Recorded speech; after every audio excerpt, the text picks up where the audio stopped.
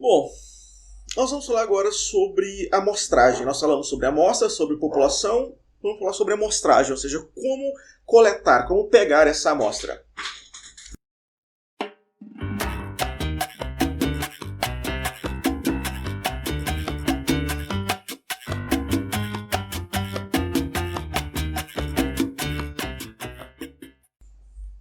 Então vamos lá, gente. Vamos bem breve. Amostragem. A forma de você coletar a amostra. Depois de calcular o tamanho da sua amostra, ok, mas você precisa saber como você vai coletar.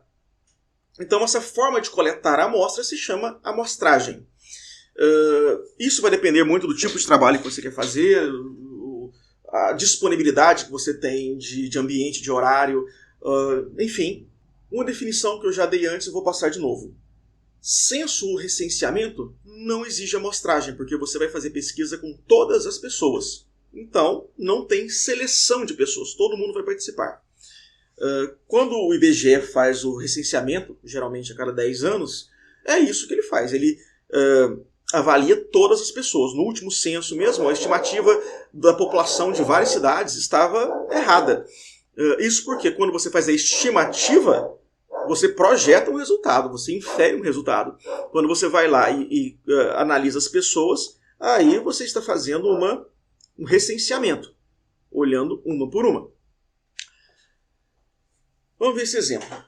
O que é amostragem? A amostragem corresponde ao estudo que seleciona uma parte da população, uma amostra da população, para análise. Em outras palavras, a amostra representa uma fração, uma parte da população. Uma análise inédita feita a partir dos resultados de um inquérito nacional e de um teste da Organização Mundial da Saúde mostra que 6 milhões de brasileiros, ou 4% da população adulta, tem um padrão que indica consumo perigoso de bebidas alcoólicas com risco de dependência.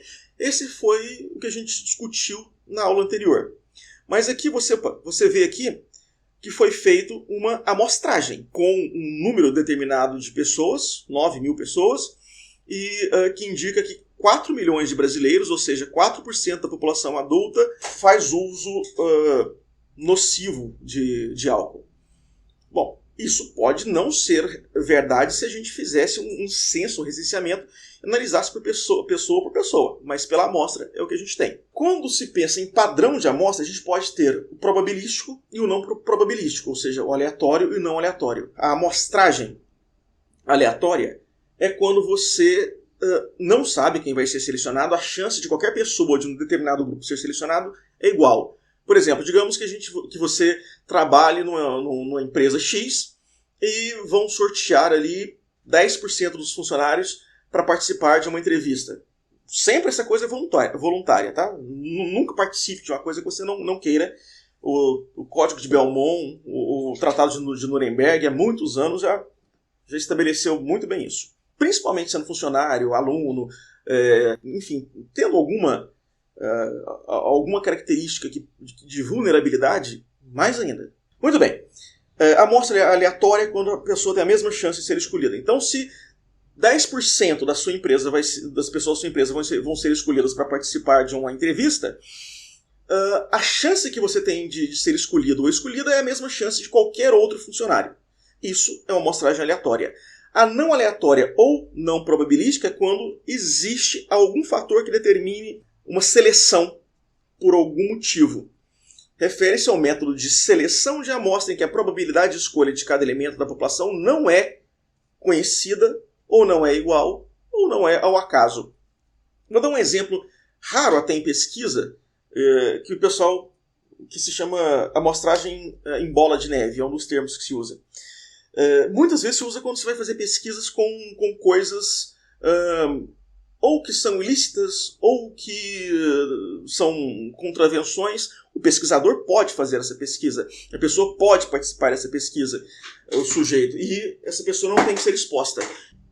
Uma pessoa que participa da pesquisa pode indicar outra, eventualmente vai querer participar da pesquisa também, e ela pode indicar outra, e outra, e outra, e outra, e você tem uma amostra. Essa amostra não é aleatória. Essa amostra foi feita por indicação. Bom, muito bem. Então, falando da amostra aleatória, que é muito utilizada, nós temos a amostragem simples. É quando qualquer pessoa tem a mesma chance de ser escolhida.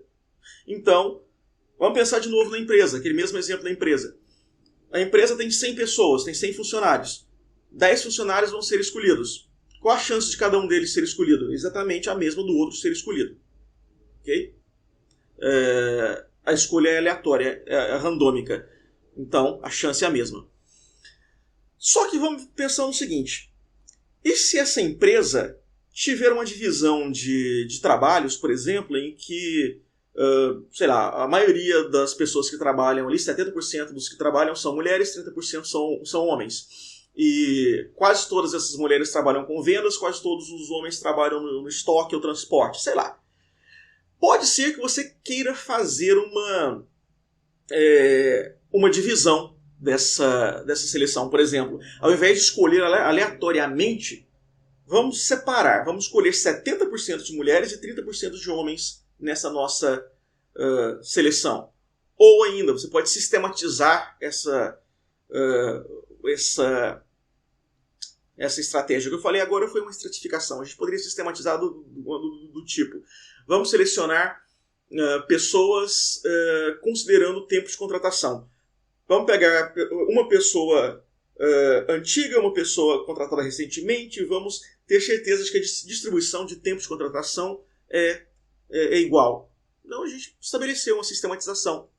Por conglomerados, você pode dividir, por exemplo, o número de pessoas em uma região geográfica. Goiânia, por exemplo, tem algumas regiões, região noroeste, região central, região norte, região sul, enfim. Cada uma dessas regiões tem um número específico de habitantes. Por exemplo, se eu não me engano, a região noroeste tem 18% dos habitantes da cidade. Então eu posso fazer uma amostragem por conglomerado em que, mesmo sendo uma escolha aleatória, 18% dessas pessoas que vão participar da minha pesquisa vão ser da região noroeste. E assim em relação às outras. Eu não me lembro quantas pessoas têm as outras regiões. Então, a chance de ser escolhida é a mesma, é uma amostragem aleatória, mas dentro de cada conglomerado, dentro de cada estratificação, dentro do sistema que eu estabeleci.